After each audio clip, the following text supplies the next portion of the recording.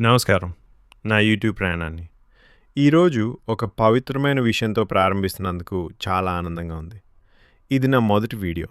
అందుకే చదువుల తల్లి, కళల తల్లి అయిన ఆ సరస్వతీదేవి ఆశీస్సులతో మొదలు పెట్టాలని అనుకున్నాను మన జీవితంలో.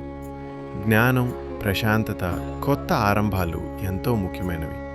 వాటన్నింటికీ ప్రతీకగా నిలిచే పండుగే వసంత పంచమి. ఈ వీడియోలో వసంత పంచమి యొక్క కథ విశిష్టత మరియు ఆ రోజున మనం ప్రకృతి అంతా కొత్త చిగుళ్లతో కళకళలాడే వసంత పంచమి పండుతుంది. ఈ ఏడాది అంటే 2026లో జనవరి 23వ తేదీ శుక్రవారం నాడు మనం వసంత పంచమిని జరుపుకోబోతున్నాం. చదువుల తల్లి సరస్వతీదేవిని ఆరాధించడానికి, కొత్త పనులు ప్రారంభించడానికి ఇంతకంటే మంచి రోజు మరొకటి ఉండదు. ఈ వీడియోలో వసంత పంచమి కథ మరియు ఆ రోజు విశిష్టత గురించి తెలుసుకుందాం. వసంత పంచమి కథ. పురాణాల ప్రకారం బ్రహ్మదేవుడు ఈ సృష్టిని సృష్టించినా అది శబ్దం లేకుండా నిశ్శబ్దంగా ఉంది.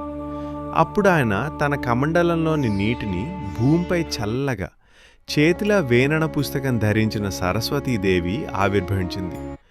ఆమె వీణను మీటగానే ప్రపంచానికి వాక్కు, సంగీతం లభించాయి. అందుకే ఈ రోజును మనం జ్ఞానోదయమైన రోజుగా భావిస్తాం. ఈరోజు మనం ముఖ్యంగా సరస్వతీదేవిని పూజిస్తాం. ముహూర్తం 2026 జనవరి 23ను వచ్చే ఈ రోజును అబూజ ముహూర్తం అంటారు. అంటే ఎటువంటి దోషం లేని రోజు.